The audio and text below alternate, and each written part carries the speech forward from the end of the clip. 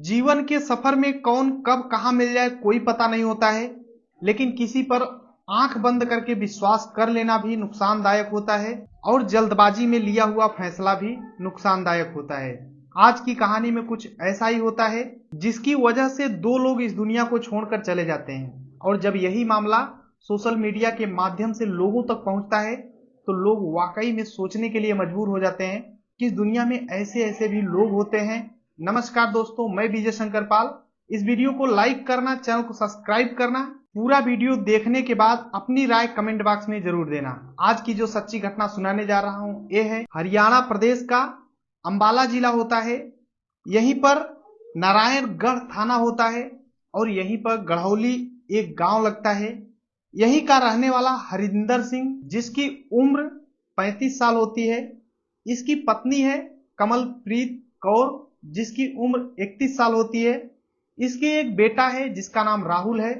राहुल की उम्र 11 साल, जो कि 5वीं क्लास में पढ़ता है। 29 मार्च 2018 को कमलप्रीत कौर अपने पति हरिंदर सिंह से बोलती है कि मेरे पिताजी का फोन आया था, उनकी तबीयत खराब है, मैं मायके जाना चाहती हूँ। तो हरिंदर सिंह बोलते हैं ठीक है जाओ, और जैसे ही पहुंच जाना फोन करना, अगर ज्यादा तबीयत खराब होगी तो मैं भी आ जाऊंगा।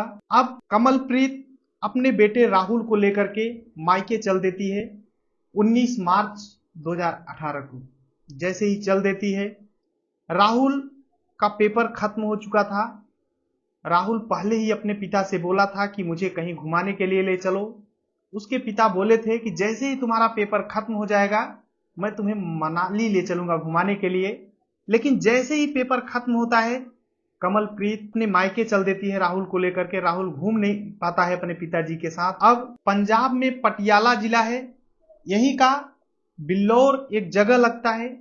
यहीं पर कमलप्रीत की मायका था, यहीं पर ये जाना चाहती थी, जाने वाली थी। अब शाम हो जाती है। शाम को हरिंदर सिंह अपने पत्नी कमलप्रीत कौर के पास फोन करता है और फोन लगाता है। कमलप्रीत फोन उठाती है। उसका पति बोलता है कि तुम कहां पर हो, क्या पहुंच गई अपने मायके? तो कमलप्रीत बोलती है कि मैं अभी शहजादपुर में हूं, कुछ काम है यहां पर रुकी हूं, मैं बहुत जल्द ही पहुंच जाऊंगी। उसका पति सोचता है और बोलता है कि तुम वहां पर क्या कर रही हो, तुम्हें तो अब तक मायके पहुंच जाना चाहिए, तुम शहजादपुर में क्या कर रही हो? उसकी पत्नी घबराई हुई अवस्था में बोलती है कि रुको, अभी कुछ देर में कॉल करती हूं। फोन काट देती है। जैसे ही फोन काटती है, हरिंदर सिंह फिर से फोन लगाता है। कई बार फोन लगाता है लेकिन स्विच ऑफ फोन आने लगता है। जैसे ही स्विच ऑफ आता है फोन, हरिंदर सिंह अपने ससुराल फोन करता है अपने साले के पास। जैसे ही फोन लगाता है तो जो वहां से जवाब आता है चौंकाने वाला था, क्योंकि जब फोन लगा के पूछता है कि क्या कमलप्रीत अभी नहीं पहुंची, क्यों नहीं पहुंची, क्या ज्यादा तबीयत खराब है कमलप्रीत के पिताजी का, तो वहां से जो जवाब आता है वाकई में चौंकाने वाला था। वहां से जवाब आता है कि कमलप्रीत तो यहां आने का कोई प्लान नहीं था, न बताई थी यहां आने वाली हूं, और न ही उसके पिता का तबीयत खराब है, सब कुछ यहाँ पे सही चल रहा है, कोई दिक्कत नहीं है। जब हरिंदर सिंह इस तरीके की बात सुनते हैं तो उन्हें लगता है कि मेरे से झूठ क्यों बोली कि तबीयत खराब है, मैं जा रही हूं, और फिर मायके गई भी नहीं, शहजादपुर में क्या कर रही है। तुरंत अपनी बाइक उठाते हैं और शहजादपुर में जाते हैं। जगह जगह ढूंढना शुरू करते हैं, फोन लगाते हैं, फोन स्विच ऑफ आता है। कई जगह ढूंढते हैं, नहीं मिलती है। अपने ससुराल जाते हैं, सोचते हैं हो सकता है कोई झूठ बोला होगा, वहां भी जाते हैं, पता करते हैं, नहीं। अब ससुराल वाले हरिंदर सिंह दोनों साथ में शहजादपुर आते हैं, ढूंढना शुरू करते हैं, नहीं मिलते। शहजादपुर थाने में जाते हैं, गुमशुदगी का FIR वहां पे दर्ज कराते हैं। जैसे ही गुमशुदगी का कंप्लेन दर्ज कराते हैं, पुलिस भी ढूंढना शुरू कर देती है, लेकिन कोई पता रता नहीं चलता है। धीरे धीरे 6 दिन बीत जाते हैं। अब हरिंदर भी काफी परेशान था, उसके ससुराल वाले भी बहुत ज्यादा परेशान थे, ढूंढ रहे थे, कहीं भी मिल नहीं रहा था। रिश्तेदारों के यहाँ सब जगह पता लगाया जा रहा था, न ही राहुल का पता चल रहा था और न ही हरिंदर की पत्नी का कोई पता रता चल रहा था। अब जैसे ही 26 मार्च 2018 आता है, जो शहजादपुर का थाना था वहां पर एक 45 साल का व्यक्ति आता है, थरथराते हुए, जल्दबाजी में, ऐसा लग रहा था कि बहुत ज्यादा परेशान है। वो थाने आता है और थानेदार से बोलता है, मैं ओम प्रकाश हूं, यमुना पार का रहने वाला हूं। अब थानेदार बोलते हैं, हाँ बताओ क्या काम है। अब ओम प्रकाश बोलता है कि साहब, मेरा एक भांजा है जिसका नाम अमित है, जिसकी उम्र 21 साल है। उसका एक महिला से झगड़ा हो गया था और वो उस महिला की कत्ल कर दिया है। लेकिन मेरा जो भांजा है साहब, ये सरेंडर करना चाहता है, बहुत परेशान है। और वो यहाँ थाने में आकर के सरेंडर करना चाहता है। पुलिस जब इस तरीके से सुनती है तो बोलती है, कहां पर है तुम्हारा भांजा? तो ये बोलता है कि मेरा भांजा तो आ जाएगा, लेकिन आप उसे मारना मत, परेशान मत करना, वो डरा हुआ है। पुलिस उसे दिलासा देती है कि मैं उसे बिल्कुल नहीं मारूंगा। वो कहां पर है, उसको लाओ। ये बताता है कि उसने सब कुछ मेरे को बता दिया है, कुछ छिपाया नहीं है, उससे गलती से हो गया है ऐसा। तो पुलिस बोलती है, कोई बात नहीं है, उसको लाओ, हम कुछ नहीं करेंगे। वो बोलता है, दरअसल मेरा भांजा जो है थाने के बाहर खड़ा है। वो बुला कर लाता है। अमित डर रहा था, कांप रहा था।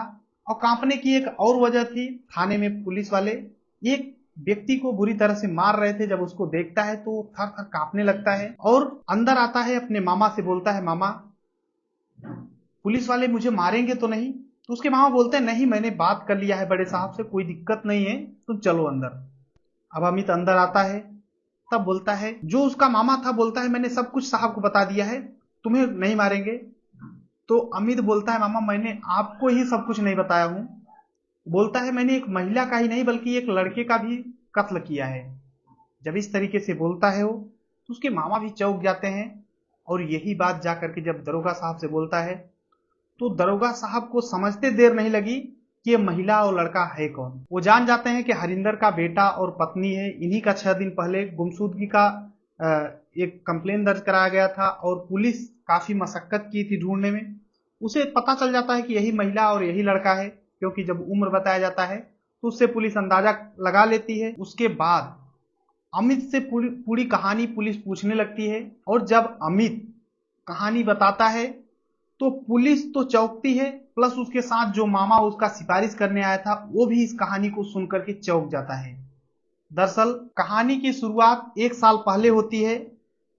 कमलप्रीत एक अपने रिश्तेदार के यहाँ गई थी। दरअसल कहानी की शुरुआत इस घटना के 1 साल पहले होती है। नारायणगढ़ में कमलप्रीत अपने एक रिश्तेदार के यहाँ गई थी और वहां पे वो डांस कर रही थी। तभी बगल में एक 21 साल का लड़का, 20 साल का लड़का डांस करने लगता है और कमलप्रीत भी अच्छा डांस कर रही थी। उसके बगल में जो लड़का था जिसका नाम अमित होता है, ये भी अच्छा डांस कर रहा था। दोनों डांस कर रहे थे जबरदस्त। डांस करते करते ये जो अमित होता है ये डांस करता रहता है, लेकिन कमलप्रीत जो थी ये डांस करते करते जब थक जाती है तो जाकर बैठ जाती है। उसके बगल में अमित भी आकर के बैठ जाता है। तभी कमलप्रीत बोलती है कि वाह क्या डांस करते हो तुम। अब अमित भी बोलता है, तुम भी तो अच्छा डांस करती हो। इसी तरीके से दोनों में बात होती है। उसके बाद अमित जाता है, खाना लाता है, कमलप्रीत के लिए खाना खिलाता है, पानी पिलाता है, अच्छे से खातिरदारी करता है। वहां पे भारी संख्या में रिश्तेदार भी आए थे, बारात भी आई थी। तो डांस करते हैं, सब कुछ सही चल रहा था। रात हो जाती है। अब शाम को थक गए थे डांस करते करते, तो कमलप्रीत को भी नींद आने लगती है। कमलप्रीत बोलती है कि बहुत ज्यादा रिश्तेदार हैं, कोई जगह मिल जाती सोने के लिए तो नींद आ जाती, अच्छे से सो लेते।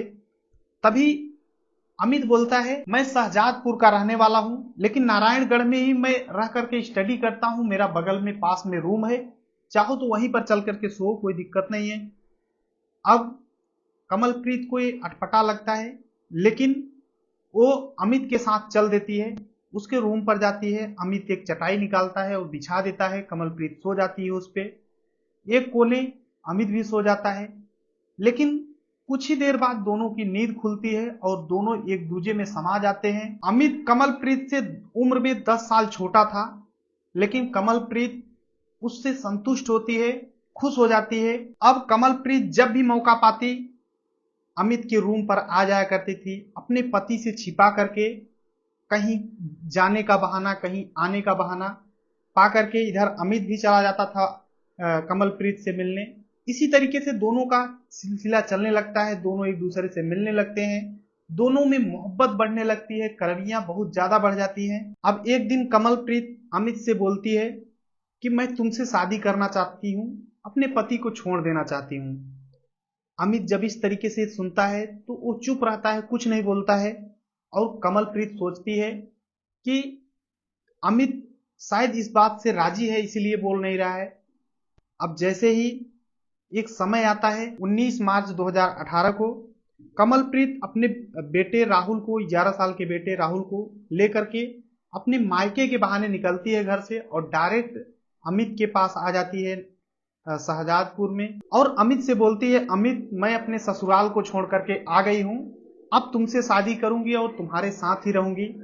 जब अमित इस तरीके से सुनता है तो उसके पैरों तले जमीन खिसक जाती है, क्योंकि वो अभी तक तो सब कुछ मौज मस्ती के लिए कर रहा था, लेकिन अब उसके गले पड़ने वाला था। अब वो जो कमलप्रीत थी वो शादी करने के जिद में आ जाती है, बोलती है मैं सब कुछ अपना छोड़ करके आ गई हूँ तुम्हारे पास, अब तुम्हारे साथ ही जिंदगी काटूंगी। जब इस तरीके से अमित सुनता है तो चौंक जाता है और साफ इनकार कर देता है, बोलता है देखो मौज मस्ती तक तो ठीक है, लेकिन मैं शादी नहीं कर पाऊंगा। जब इस तरीके से बोलता है तो कमलप्रीत भी गुस्सा हो जाती है, दोनों में लड़ाई झगड़ा हो जाता है। अमित बार बार समझाता है, धीरे धीरे रात बीतती है, सुबह हो जाता है, 18 से 19 तारीख से 20 तारीख हो जाता है। पूरा दिन अमित समझाता है, लेकिन कमलप्रीत मानने को तैयार नहीं थी, लड़ रही थी, झगड़ रही थी, बोल रही थी कि मैं सब कुछ तुम्हारे लिए छोड़ कर आई हूं, अब तुमसे ही शादी करूंगी। जब इस तरीके से कमलप्रीत जिद कर लेती है, जिद पे अड़ जाती है, तो अमित जाता है मार्केट और एक चाकू लेकर आता है और जो कमलप्रीत थी इसकी हत्या कर देता है। जब हत्या कर देता है तो इसका बेटा राहुल 11 साल का सब कुछ देख रहा था, तो अमित घबरा जाता है, सोचता है अगर राहुल जिंदा रहेगा तो ये सब पोल बता देगा और मैं फंस जाऊंगा। फिर उसी चाकू से राहुल की भी हत्या कर देता है। अब अमित दोनों की हत्या करने के बाद पॉलीथीन लाता है और उसी पॉलीथीन में दोनों की लाश को लपेट देता है। जैसे ही रात होती है, बड़गांव के किनारे एक बेगना नदी है, उसी के किनारे ले जाता है और वहीं पर जमीन में खनता है और दोनों की लाश को दफना देता है। उसके बाद वो काफी परेशान होता है, सोचता है अब क्या करूं, क्योंकि ऐसा कुछ कभी जिंदगी में किया नहीं था। उसे लग रहा था कि पुलिस कहीं ना कहीं पकड़ ही लेगी, तो मुझे कुछ करना चाहिए। वो घबराते हुए यमुना पार में अपने मामा ओम प्रकाश के यहाँ जाता है और उनसे सारी बात बताता है। सारी तो नहीं बताता है, ये बताता है कि एक महिला का मैंने कत्ल कर दिया है, धोखे से हो गया है, सब कुछ मतलब बातें बना करके उनसे जब बताता है तो बोलते हैं देखो ये तुम गलत किए हो, तुम पुलिस को सिलेंडर कर दो। तो अमित भी सोचता है कि चलो गलत तो कर ही दिया हूं, अगर पुलिस को सिलेंडर कर देता हूं तो मेरा सब सही रहेगा। अब फिर भी वो डरता है कि पुलिस के पास जाऊंगा तो पुलिस मारेगी, तो उसके जो मामा होते हैं वो जाते हैं थाने में, बोलते हैं कि मेरे भांजा है, जिस तरीके से मैंने बताया सब कुछ घटना बताते हैं।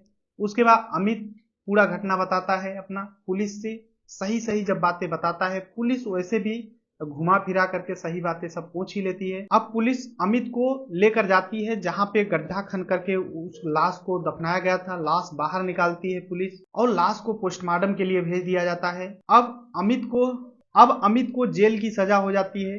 जब ये बात हरिंदर सिंह और उसके ससुराल वालों को पता चलता है तो सब के कान खड़े हो जाते हैं। किसी के कानों पे यकीन नहीं हो रहा था कि जिस महिला के ऊपर वो शक भी नहीं कर पा रहा था उसका पति, वो महिला एक ऐसे व्यक्ति के ऊपर विश्वास कर बैठी थी जो कि उसी महिला का कातिल बन बैठा। ये पूरी घटना सुनाने का उद्देश्य किसी को परेशान करना या दुख पहुंचाना नहीं है, बल्कि आप सभी को जागरूक करना है।